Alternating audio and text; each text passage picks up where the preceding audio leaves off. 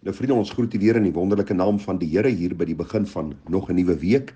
Mag die Here vir ons wysheid skenk om skynende ligte vir hom in hierdie donker wêreld te wees. Nou vanmôre wil ek u groet met die pragtige woorde van Halleluja lied 211.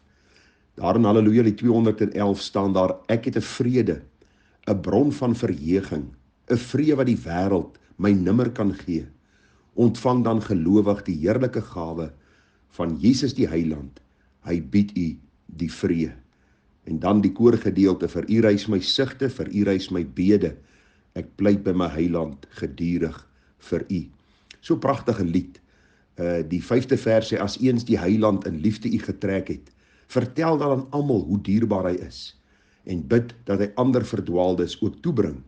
U bede vir hulle verhoor hy gewis. En dan die koorgedeelte: as hy dan ons bede vir u reeds verhoor het, u bede vir ander verhoor hy gewis. En jy moet tog moeite doen om so af en toe deur die Halleluja boekie, Psalm en Gesange boekie te blaai, en jy sal kosbare en heerlike waarhede daarin opgeteken vind. Liedere wat 'n mens se hart verbly en jou ook aanvuur om jou lewe aan die Here te wy.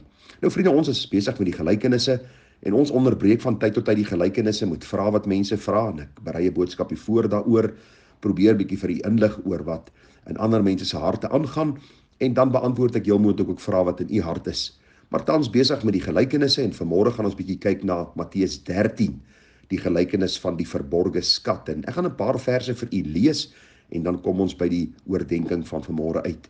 Matteus 13:34, daar staan: al hierdie dinge het Jesus deur gelykenisse vir die skare gesê, en sonder gelykenis het hy vir hulle niks gesê nie.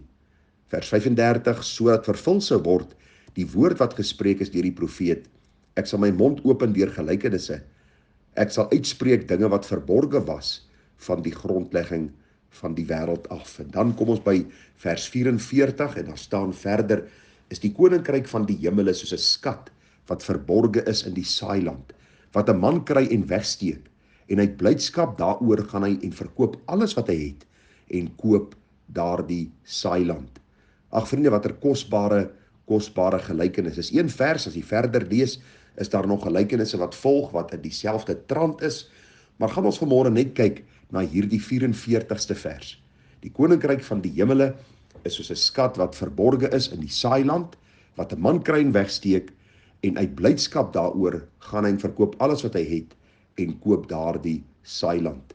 En ag vriende, is vir my so heerlik om hierdie boodskap met u te deel, want hierdie gelykenis gaan oor niks en niemand anderste as oor die dierbare Here Jesus self nie. Nou kom ons ontrafel gou hierdie gelykenis, dan kom ons by die verstaan daarvan uit. Nou, as 'n mens hierdie gelykenis lees, dan klink dit aanvanklik of hierdie man wat op hierdie saailand gewerk het, oneerlik was. Want die Bybel sê vir ons baie duidelik dat hierdie man het in hierdie saailand gewerk, en die Bybel sê hy het hierdie verborgde skat gekry, en hy het dit weggesteek. Uit blydskap daaroor het hy alles gaan verkoop, en hy daardie saailand gekoop. En net om vir u so 'n bietjie duidelikheid te gee, die historiese konteks daarvan, dit was 'n algemene ding gewees van die mense in die tyd van die Here Jesus en voor dit en na dit, om hulle kosbare besittings te begrawe. Sou daar 'n oorlog uitbreek of sou daar iets gebeur, want u sien, hulle het nie soos ons banke en kluise en bewaarplekke en goed gehad nie. En wanneer die vyand 'n inval doen, het hulle dikwels op 'n bepaalde plek hierdie skatte van hulle gaan begrawe met die hoop om later terug te kom om daardie skat weer te herwin. Nou dikwels het dit gebeur dat deur oorlog is mense weggevoer as krygsgevangenes, en hulle het nooit weer teruggekom na hierdie plek waar hulle dan gebly het nie. En dan het dit so gebeur dat eienaars hierdie plek later koop, of mense hierdie plek koop, eienaars word, en dan verhuur hulle hierdie plekke uit, en mense kan daar gaan werk en hulle kan 'n lewe maak uit hierdie landerye. En wat gebeur het in hierdie geval is, hierdie man was besig met sy werk gewees, en die Bybel sê vir ons dat hy het op hierdie waardevolle skat afgekom. Nou dit is ook 'n algemene ding, as jy nou die Joodse Talmud gaan lees, en jy gaan kyk na verhale wat opgeteken is in die geskiedenis, was daar baie mense wat op skatte afgekom het, en dan hierdie lande bekom het. Daar was op 'n stadium ook 'n sekere regsgedinge gewees, waar eienaars aangedring het op die verkry van hierdie grond, toe daardie skat gevind is. En u kan self op u eie tyd daaroor gaan lees.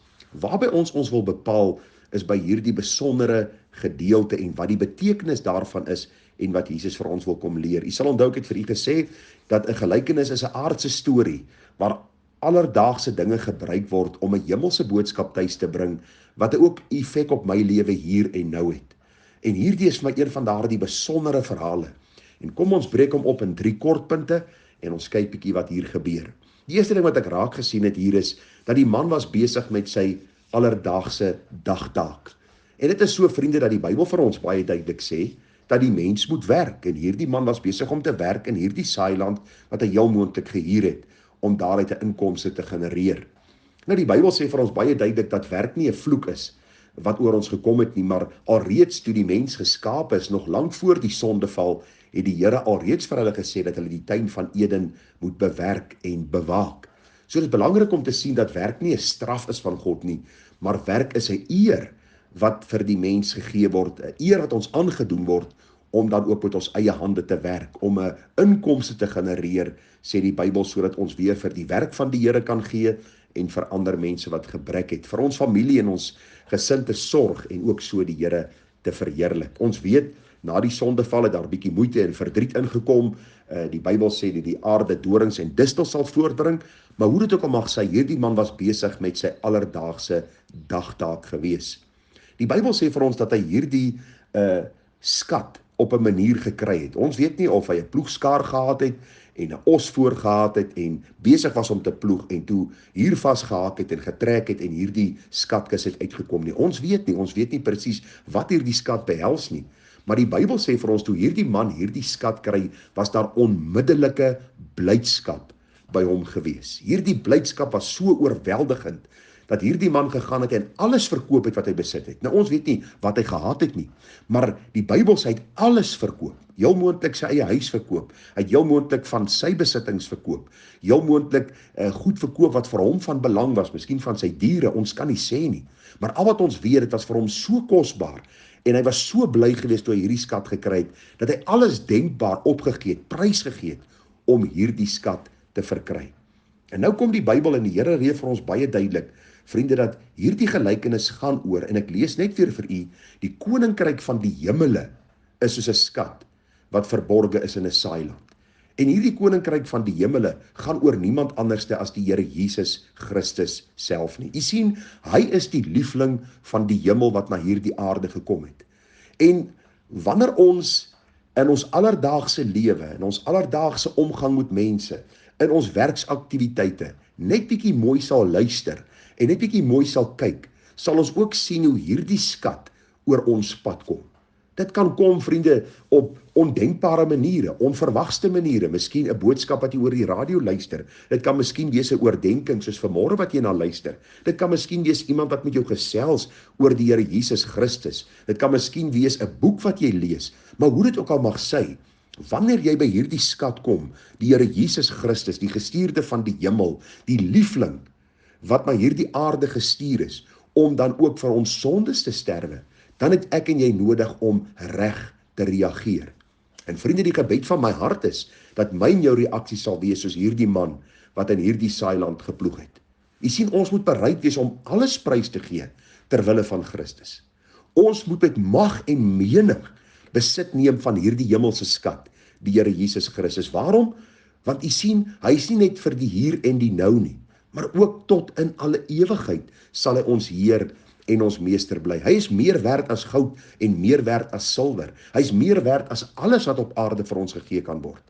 En ek wil vir u 'n paar verse lees en dan 'n praktiese Bybelse en pragtige illustrasie gee wat hierdie saak vir ons mooi opsom. Nou daar in Hooglied 2 vers 3 word daar geskryf: soos 'n appelboom onder die bome van die bos, so is my beminde onder die seuns.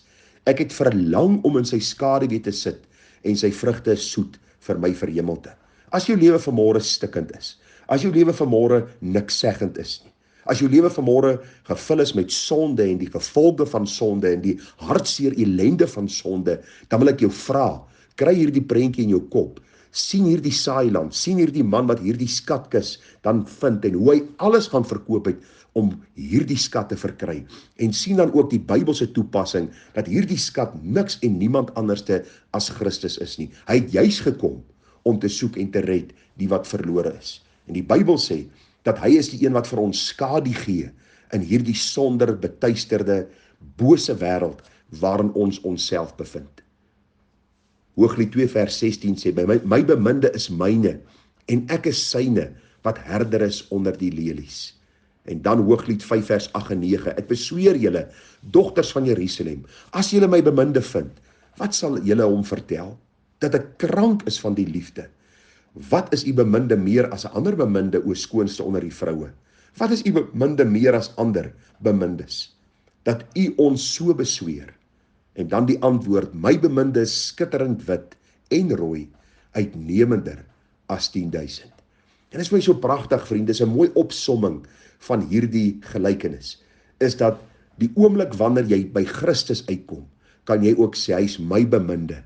Hy is meer werd as goud en silwer, hy is meer werd as enige iets wat die wêreld my kan gee, en hierdie beminde is myne, en ek is syne. Daar is 'n pragtige verhaal in Lukas 7, wat die Here Jesus van vertel, en hy sê, dat 'n vrou was in 'n stad gewees, sy was 'n sondares, en sy het verneem dat hy, dit is Jesus, in die Fariseer se huis aan tafel was, en sy het 'n albaste fles met salf gebring, en agter sy voete gaan staan en geween, en sy het sy voete begin nat maak met haar trane, en hulle afgedroog met haar hare van haar hoof, en sy het sy voete gesoen en met salf gesalf. Toe die Fariseer wat hom genooi dit sien, sê by homself, as hy 'n profeet was, dis nou Jesus, as Jesus 'n profeet was, sou hy geweet het wie en watter soort vrou dit is wat hom aanraak, want sy is 'n sondares. En Jesus antwoord en sê vir hom, Simon, ek het iets om aan jou te sê. En hy antwoord, meester, spreek. En hy sê, 'n sekere geldskieter het 2 skuldenaars gehad. Die een het 500 pennings geskuld en die ander 150, en omdat hulle niks gehad het om hom te betaal nie, het hy dit aan albei geskenk. Sê nou, wie van hulle sal hom die meeste lief hê? En Simon antwoord en sê, ek veronderstel die een aan wie hy die meeste geskenk het, en hy antwoord hom, jy het reg geoordeel. Daarom draai hom om na die vrou en sê vir Simon, sien jy hierdie vrou? Ek het in jou huis gekom, water het jy nie vir my voete gegee nie, maar sy het met haar trane my voete nat gemaak, en met haar hare, die hare van haar hoof afgedroog. 'n Soen het jy my nie gegee nie, maar sy het vandat sy ingekom het, nie opgehou om my voete te soen nie. Met olie het jy my hoof nie gesalf nie, maar sy het my voete met salf gesalf. Daarom sê ek vir jou, haar sondes wat baie is vergewe, want sy het baie lief gehad, maar hy vir wie weinig vergewe is, het weinig lief. En hy sê vir hierdie vrou, jou sondes is vergewe. Dit is vir my so pragtige opsomming van hierdie skat in die saailand. Hierdie sondares, hierdie vrou, het by die Here uitgekom, en die Here het haar menigvuldige sondes vergewe, en sy het hierdie skat gevind, 'n kosbare skat, wat sy nooit weer kan verloor nie, Jesus Christus, want hy gee ons die ewige lewe. Simon, die Fariseer by wie Jesus gekuier het, wat doen hy? Hy is 'n selfregverdigende man, 'n man wat dink hy's beter as hierdie vrou, en hy mis hierdie skat, hy mis Christus, hy mis hierdie ewige verlossing wat God hom bied. Daarom pleit ek by jou vanmôre dat jy seker sal maak, dat jy al by hierdie skat uitgekom het, en dat jy alles in jou lewe prys gegee het ter wille van Christus. Ek sê nie vir u gaan verkoop alles nie, ek sê nie gaan gee alles weg nie, maar wat ek sê, sorg dat niks tussen jou en Christus staan, en jy eendag in die ewigheid beskaamd voor God moet weggaan, omdat jy ander dinge belangriker as die Here geag het nie. Mag die Here vir my en jou genade gee, dat ons hom sal lief hê, hom sal dien, hom sal volg, en hom lief sal hê bo alles. Want ons moet die Here ons God lief hê met ons hele hart, met ons hele siel, en met al ons krag. Baie seën vir u groete, en mag u 'n mooi dag hê. Tada.